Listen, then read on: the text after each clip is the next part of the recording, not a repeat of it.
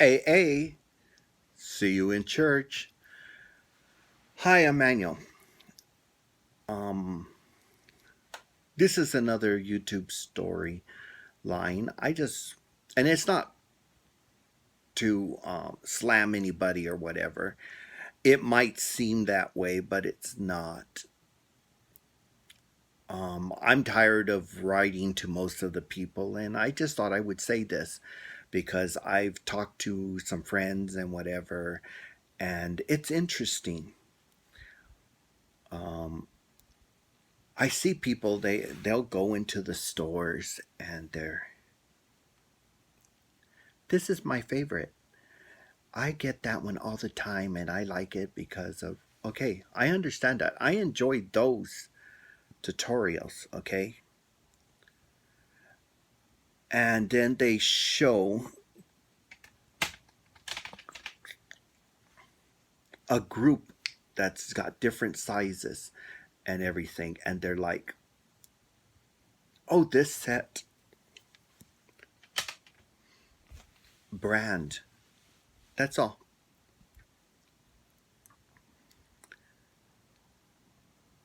Um those videos, I understand your they have the money and they're getting paid also for doing these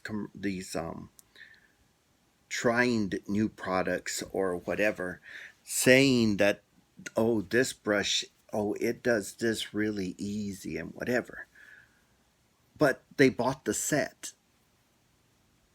Now you go over and you see all these little brushes and there's just this sticking out and you can go like that, and then there's brushes there.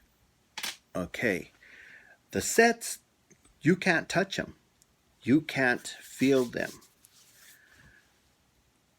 I don't know about you, but for me, I'm like, I don't know. I bought a set of brushes and I keep them here. These have a little goth image on them. They have little skulls for like this Halloween would be great. But the truth about it is that I took a chance with them. And that's my point. I took a chance because nobody says how to make a decision if this is a good product or not. And luckily, to me, it's a good product. But that's to me. They didn't tell me like in these brushes, because this does not have the goth image on it. This does not tell me how to decide whether this one here is a good product or not. You know what I mean? How do I know that the density is going to be good, or um, a denser brush is going to be better to do this or that? They're telling you this makeup here is drier or whatever, and I like it. It's not going to be full coverage, but I mean, see, they're explaining like Tati does that. She explains all the different ways the makeup is a good makeup or whatever.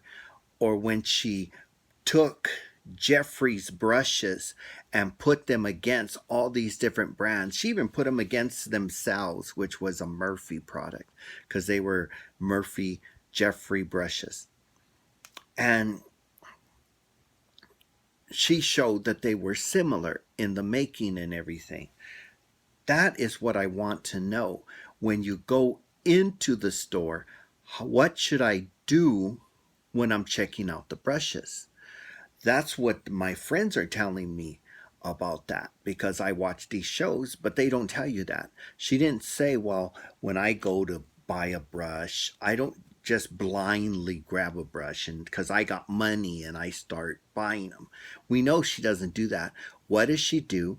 when she goes and actually physically, might have taken a chance with those brushes that are from her friend that does the Jennifer Lopez makeup, which to me, they're too dark. The makeup's too dark, but whatever. I'm not the one that's wearing the makeup. And I don't go saying to her, you look too dark or whatever, because it's not my business. You guys do. But anyway, that's what I want to know. I want to know before you get the product home what to be looking for. See, that's what they should be showing. That's what I'd like to see when she goes over and you touch this, what she feels and what she's looking for. That's what I would like to know. Because when she's already got that stuff home, that palette, which costed $75 and it feels like garbage. See what I'm saying? I don't want to spend $75. It's going to just be sitting down there. You're like, that's $75. That's $75. It's going to eat at you. And it's just weird. I mean, like this, it just sits there, but it's supposed to. So I'm not going to look at that and say, that's 99 cents, which that was 99 cents at the 99-cent store. But the reality is, I'm not going to look at that. I'm not going to fight with the drama of that. You know what I mean? Because that was only 99 cents. This was only 99 cents. Those little faces were 99 cents. The little hat went 99 cents. Do you get the point? When they're that low, who cares? But when this brush costs $100 or $130 and you find it's crap, what could I have done to make sure I don't have crap? That's my point. When I'm in there, what should I be looking for in the brush to say that this brush is worth it? That's what I was always hoping. I've left that remark at all of their things, and I'm sure they get so much they're not able to read them all, and I understand that.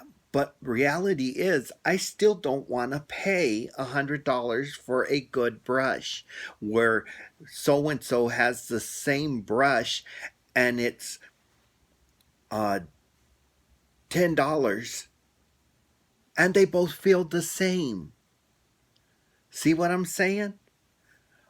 That's what I don't want her to buy the brush. I want her to go in the store, tell us, well, this one's not a very good brush. Boom. Oh, I like this brush. And if she wants to buy it, buy it.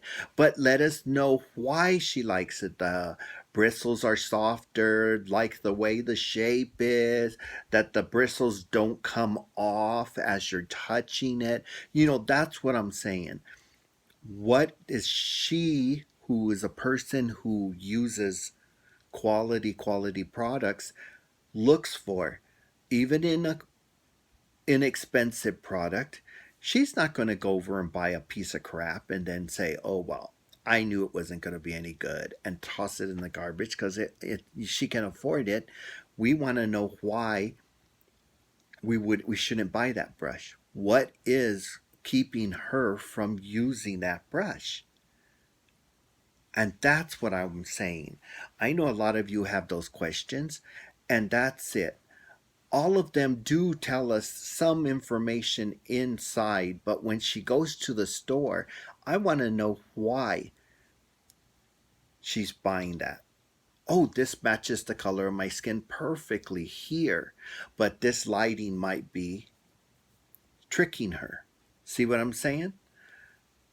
So she'll look and see what she sees and explains that. Then we'll say, oh, It's just like Jeffrey. Jeffrey knew to do one color. Here's the color here. I'm doing beige. And then over here, I'm going to do a yellower beige because Hispanic people are a little yellower and white people are a little pinker. So we're going to have a pink and a yellow. So right there, for that one color, there's three colors. Then he went to the next color and he put a color here and another color here. And a lot of people were throwing stones at that. But to be honest, and I followed the young black woman who was talking about it, and she seemed to disappear. Either YouTube has unsubscribed me because they've done it to almost every single person I've subscribed to. I had to resubscribe. But she stood up for Jeffrey. She goes, I don't know why you guys are attacking him. You guys are a bunch of idiots. And I was like, oh, those are fighting words. And then when she explained it, it made sense. She says, he's not doing a foundation. Boom. Explosion.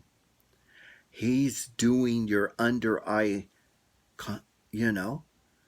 So those are lighter. You're going to go put a little bit here so that fades out. And when she explained it, it all made sense. She goes, that's why. It's not a foundation. You could use it as a foundation if you wanted to, and it probably works really, really well. She says you're going to go through it quicker. And then she explained, on this product, I throw away a lot. I use it, but I never finish. And it expires and I have to buy more. With Jeffrey's, I will use the whole thing, I bet. And I'll go buy more and there won't be any waste. And I thought, oh, that's true too. Everything she said made complete sense and was true. And I was like, I never looked at it that way. And that's the point. People are always telling me, oh, we can't change your mind. More or less you can't. But if somebody smart talks, I listen. If someone has an opinion, I like to listen to other people's opinion. You might be 100% wrong in my head. But hey, there's always that chance you are right. And my little light lights up and says, hey, this person knows what they're talking about. Let's listen to her and learn. Knowledge is power and good. And that's the point. That's why I used to love that one show that was politically incorrect. Why? Because he put over here the person who hates meat and put over here the person who loves meat, and he lets them talk. Lets her try to explain why it's better to eat vegetables. Let him try to explain why it's better to eat meat. You get both informations, and with that information, you can make a better decision for you. Not for me, because I'm not going to listen to you. I might hear what you say, but guess what? I'm still going to make a decision for me, whether you like it or not. And that's the reality. But I love that show because that's what he did. He did clean energy, dirty energy, gas company, electrical company. And they talked about it. And then the woman, she never watched the show. She just came on like an idiot. Comes on and she threw a stone at the person who was there just listening and then throwing something to keep the conversation going at him for no reason. And the gas person says, you don't watch this show, do you? She goes, no. He says, he bought the very first electric car. He's not a gas car person. He spent big money to protect the environment. He's done more than you have. And the problem is you haven't listened. He's quiet. He's trying to get a conversation going on so that the masses will have the information they need to make a decision for themselves, not to run their lives for them. Then she changed her opinion and started giving information like they wanted. You don't need to fight, you just need to get your information out. And if people agree with you, they'll agree with you. If people don't agree with you, they won't agree with you. But the point is you got your point through. And that was what they were trying to do. That's all. Like people said were against smoking and people were for smoking. Just like me. I don't smoke. I don't care if you smoke as long as you don't blow your smoke in my face. Boom. Then this person started this bullshit about secondhand smoke. Okay. Secondhand smoke, there are no proof of any form or fashion that if I smoke, you're going to get cancer. Just me. That's the only proof that they've been able to find. The person who's actually doing the smoking can get their cancer cells in their body activated to give you cancer. And people that don't have hardly any cancer cells in their body most likely will never have cancer from smoking. And that's what they found. From what I saw, I used to see a lot of Channel 8. From what I saw, that's what they proved. They put all these different animals in cages and they gave them smoke, smoke, smoke, smoke, smoke. Secondhand smoke. They thought, okay, and it's not really even secondhand smoke. It was a machine blowing the smoke in there. So it should have been like if they were smoking it themselves. None of them got cancer. They didn't understand why. Then they dawned on them that maybe that's like having secondhand smoke. And because it's secondhand smoke and the air like waters it down, they're not getting anything to get cancer. So what they did was shave the backs or shave a spot of the animal, put a paste. They got cancer. So they proved two things. You're most likely never to get cancer from secondhand smoke. And the reason I'm saying most likely because there's nothing been proven that you could or can't.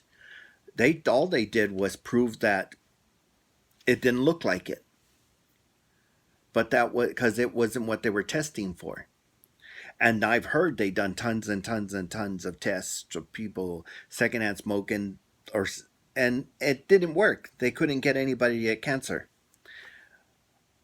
But the paste did give cancer. And that means if you're smoking it yourself, you can activate your cancer cells and give yourself cancer cells. But that's the reality. But there's still these people in this world that have to be right. And they go around and they make sure that you're not smoking. The problem is you better not be around me and say that bullshit about smoking. I tell them if you don't want someone to be smoking, then go stand over there. Go inside. They can't smoke inside. We're out here so that that person can smoke. If you have the problem, go inside. Boom. They go away, thank goodness. Usually. And that's the way it is. I don't care if you like to smoke. I don't care if you don't like to smoke. That's not my business. As long as you're not blowing smoke in my face, I'm not going to say anything. I hate the smell of pot. I hate the smell of any of those things. But I'm not the only person in this world. So I leave people alone. What do you think?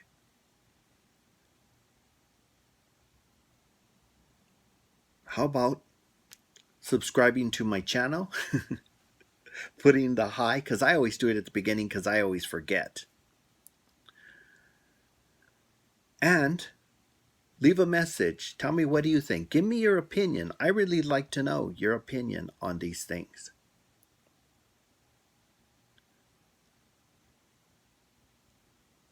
And you can even give me a note saying, I'd like to think of, let's talk about this. And you talk, and maybe there'll be a, people will talk to each other about it. That's what I'm really looking for. I want people not to be quiet. I want you to talk to each other. Talk to your boyfriend, talk to your girlfriend, talk to your mom, talk to whoever.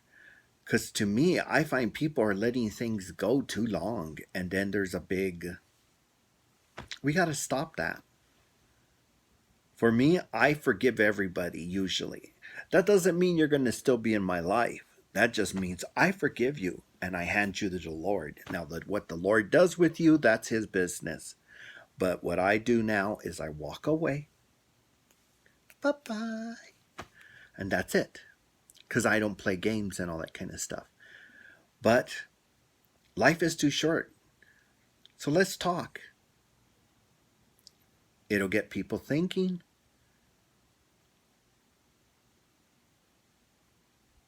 But remember, AA, see you in church.